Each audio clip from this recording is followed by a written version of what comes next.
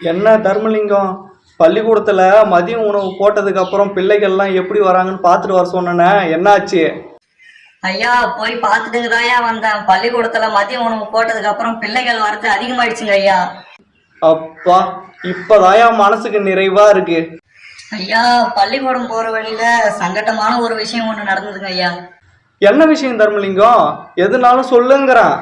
ஐயா ஒரு வயசு பொண்ணு ஒருத்தவங்க கையில கை குழந்தைய வச்சுக்கிட்டு அதோட பிச்சை எடுக்கிறாங்க ஐயா. அது மட்டும் இல்ல ஐயா, எத்தனையோ வயதானவங்க எத்தனையோ ஏழை மக்கள் ரோட்ல பிச்சை எடுத்துட்டு இருக்காங்க ஐயா. அவங்களுக்கு ஒரு திட்டத்தை கொண்டு வரலாங்க ஐயா. மனசுக்கு ரொம்ப கஷ்டமான விஷயமா இருக்கே தர்மலிங்கம். இத பத்தி உன்கிட்ட ஏதாச்சும் யோசனை இருக்காங்கிறேன். ஐயா இத பத்தி என்கிட்ட ஒரு யோசனை இருக்குங்க ஐயா. என்ன யோசனை தர்மலிங்கம்? எதுனாலும் சொல்லுங்கிறேன்.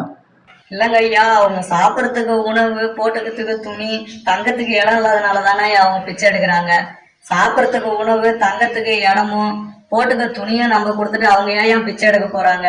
அதனால நம்ம தமிழ்நாட்டுல இந்த திட்டத்தை கொண்டு வரலாங்க ஐயா. அருமையான அருமையான யோசனை தர்மலிங்கம். உடனே அதுக்கு ஏற்பாடு பண்ணுங்கிறேன். ரொம்ப நன்றிங்க ஐயா. தர்மலிங்கம், ஐயா சொல்லுங்க ஐயா.